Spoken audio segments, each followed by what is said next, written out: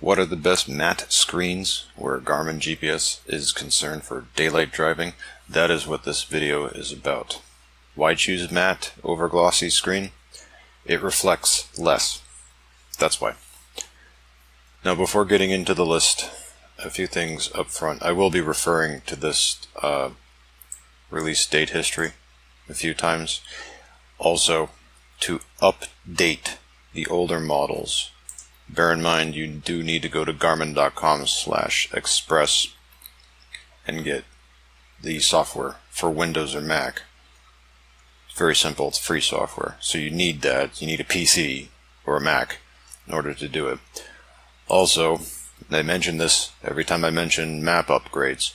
You do need a 32 gigabyte micro SD memory card. You can get them on Amazon. Brand does not matter, but SanDisk, usually that's the go-to, and it's usually the cheapest. You can see it here. It's about between $8-15, something like that. So you do need the software, garmin.com/express, to update the maps. To fit the maps, you need a memory card to put into it. And there is no special thing you have to do in order to make the memory card work. Out of the box, you can click it right into the Garmin and it will go for it. So not a big deal. Now let's go back to the release date history. As you can see, there's been a ton of models over the years. Where the screens started getting really good is in 2009, specifically right here. And I'll get to those in just a second. So you can see all of them down here. So let's go. Now I'm going to be sorting this by generation, so to speak, starting with the newest one. If you need the go-to, which is the best matte screen that Garmin ever released, it's the Drive 52. There is no question about that. At the time of this recording, that is still a current model. The Drive 52 has an amazing matte screen. It is the very last of the old school Garmins.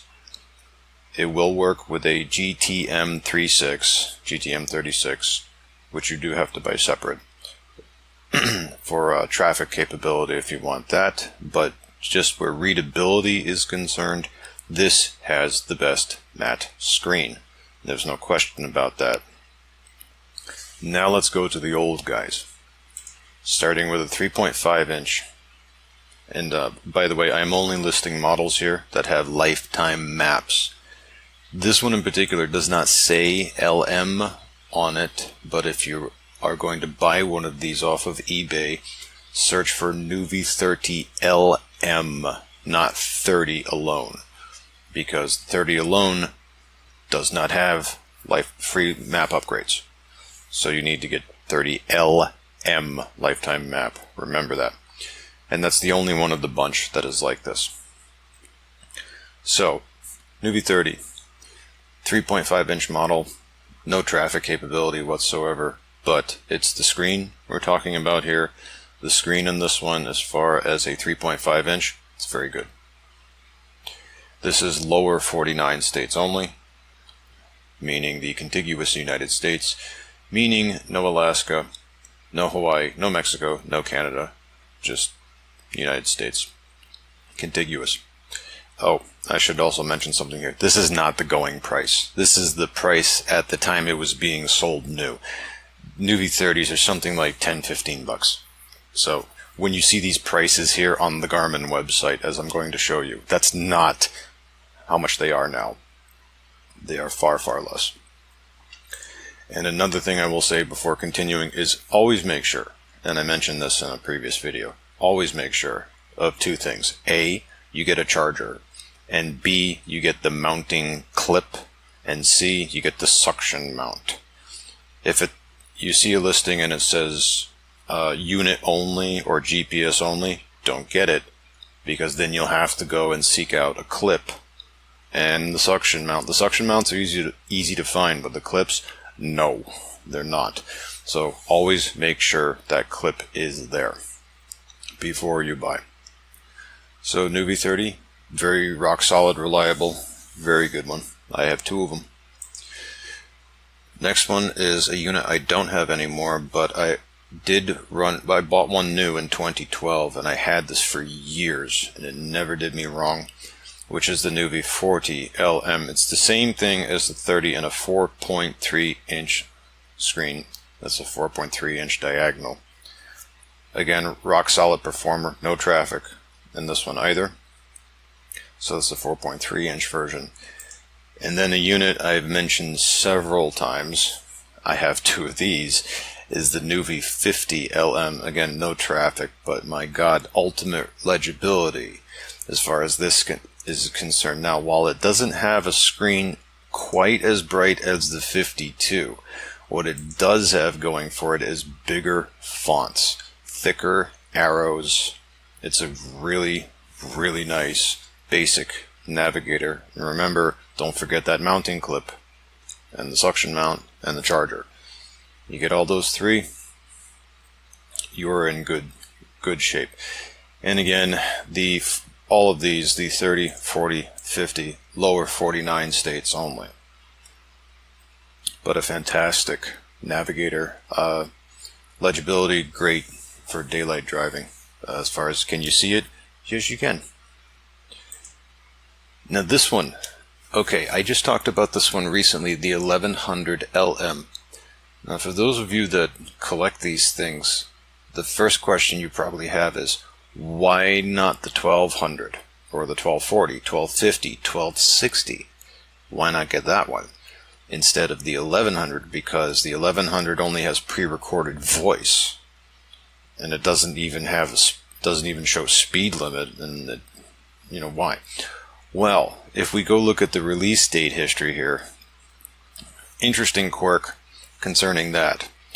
Okay, so 1200, 1300, you'll notice that 1200 was released in 2009, but go down a little bit, and the 1100 was released in 2010. And what does that mean?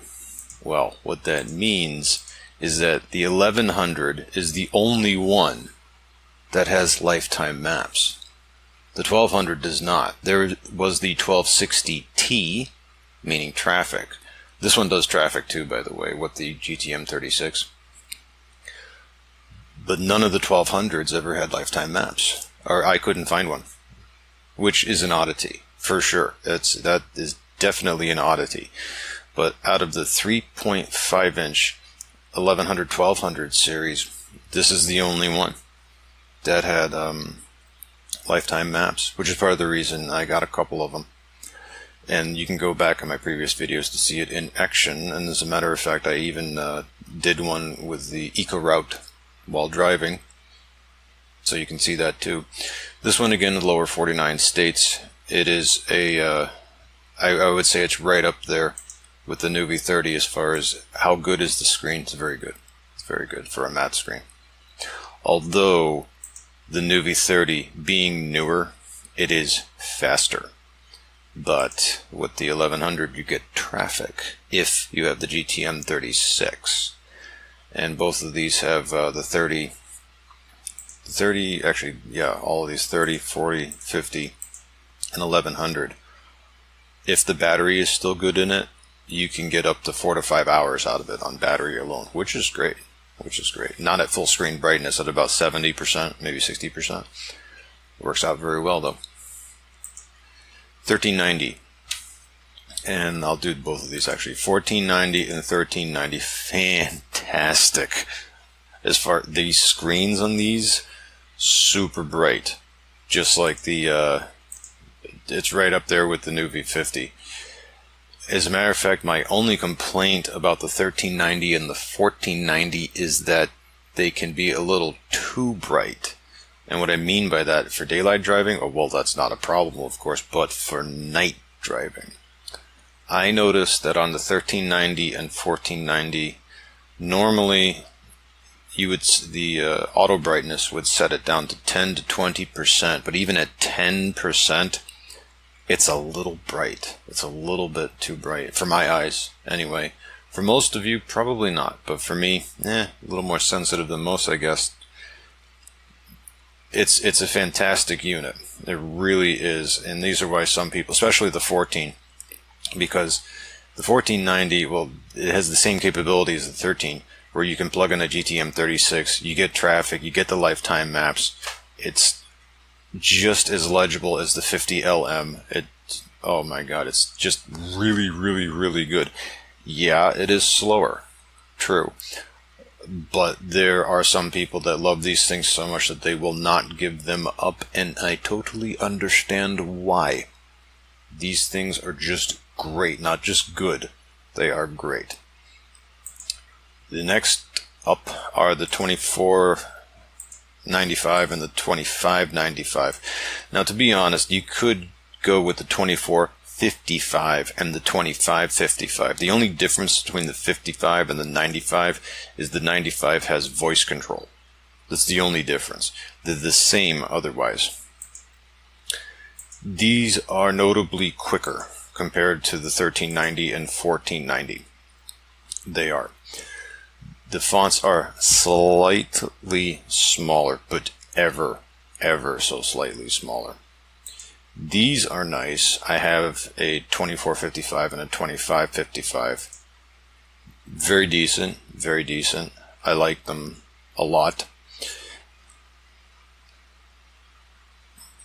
I'm trying to think if there's any real advantage of getting these other than the 1390 and the 1490. I think it's just, in the end, speed. Because, yeah, it is a little bit quick. I won't say it's a huge difference in speed, but noticeable. Also, with the 2495 and 2595, well, you get the voice control, yeah, if you get these. And it has the updated Garmin user interface. Well, I should say, at this point, it's mid-tier, because the 14, this is the old school, 1490, 1390. This one, especially when you're searching for addresses and POIs. Oh, yeah, I gotta mention that. There is, with the modern maps, a little bit of a stutter, a pause, when you're searching for POIs, points of interest, with 1390, 1490. Not so with the 2495 and 2595. Although there's no stutter nor pause with the 30, 40, or 50 either. It's just one of those weird things, but you do get a stutter pause with the 1100, 13, 14. But anyway, not with the 24 and the 2595. It's good. I like it. I like it a lot. It's just little things between the two. I've made videos on both. For example, the vehicle icon is bigger on this, and the map is a little more, has higher contrast to it.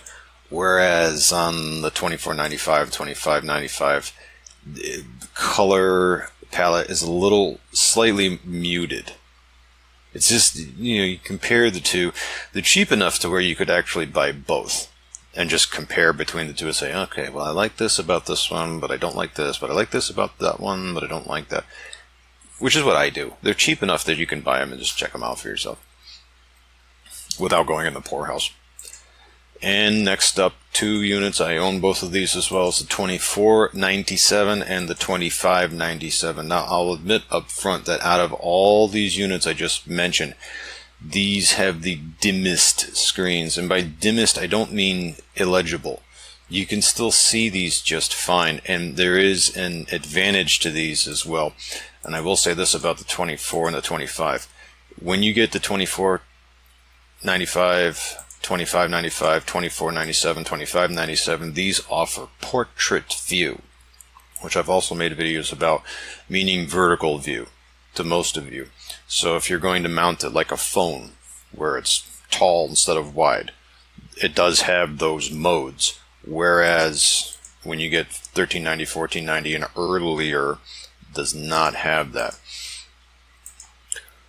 Also, a very distinct advantage of the 2497 and the 2597 is not only does it have voice control, but built-in traffic, which will even work without a traffic charger cord.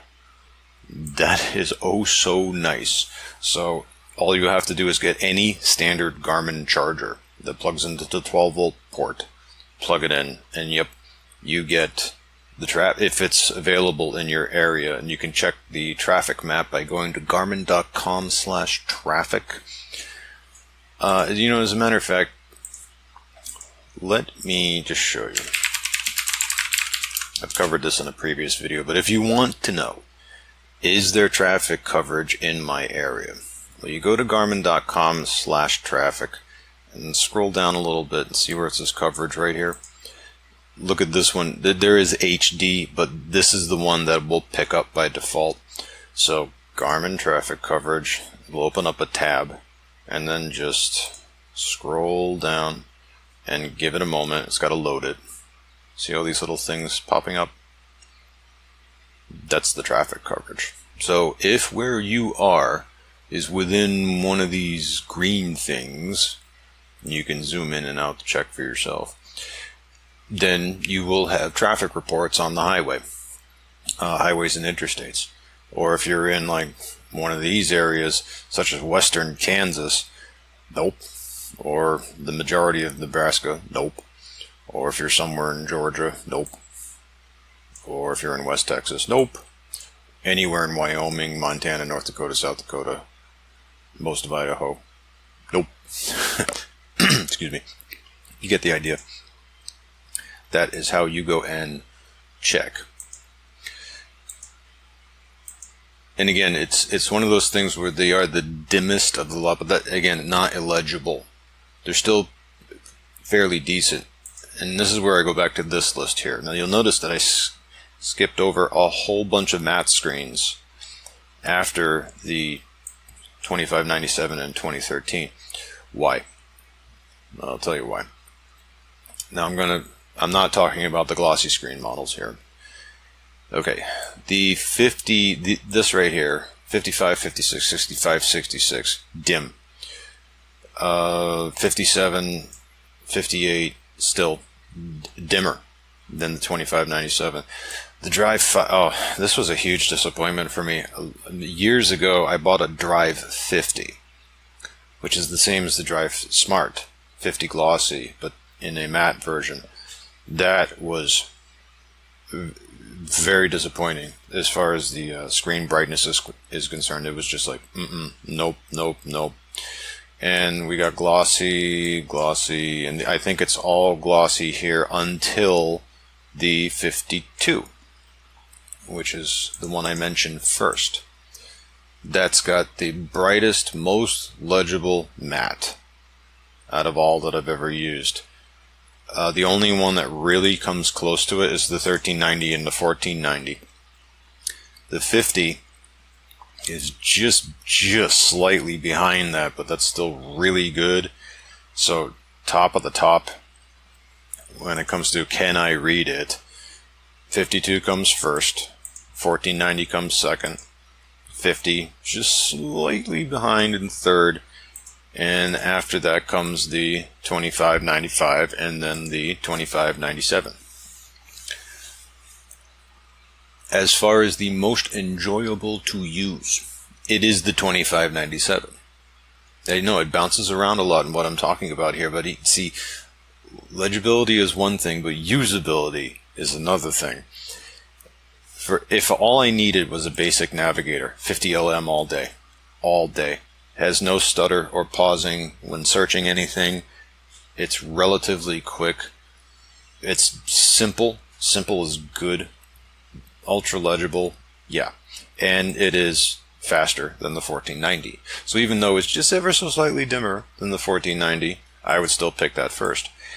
And then after that, but the 2597, it's like, okay, I get all the traffic, I get the current street shown at the bottom, I can hide the favorites icons on the main map. It's got the big exit numbers at the top, so you have to bounce back and forth between legibility and usability. But anyway, ultimately the decision is yours. I mean, you don't have to do like I did. I bought all of them.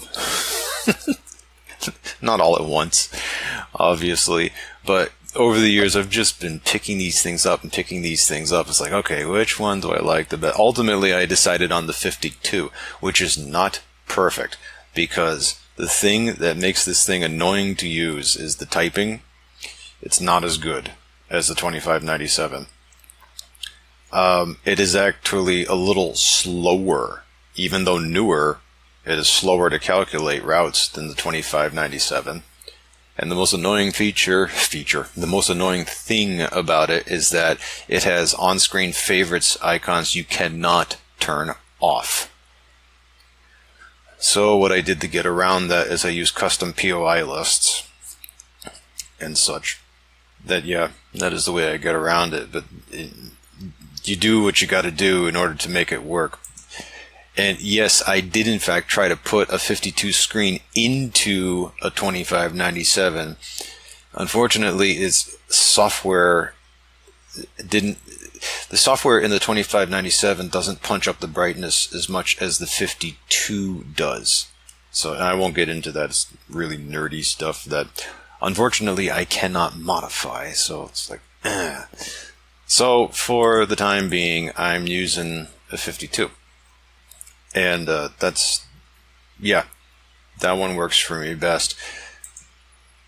But there are times I would love to just go to a 1490. And again, I totally understand why people stick with this thing. It's once you have one, it's just, not only does it have a really bright matte screen, but it just feels better. I was like, what do you mean feels better? It's got the rubberized case around it, and it's just got, it feels solid. It doesn't, none of it, like the 52, you pick one of those up, and then you pick up one of the 1490s. The 52 feels cheap. It really does. But you pick up a 1490 or even a 2597 that's got a little more heft to it. Like, yes, it just feels better. It's like, okay, this feels like it's automotive grade type of thing. So, but anyway, you don't have to do what I did and buy all of them. Hopefully from this, you can make a better educated decision about which one you want to get next. And lastly, remember, don't forget that memory card. And don't forget the charger. And don't forget the mounting clip. And don't forget the suction mount. See y'all later.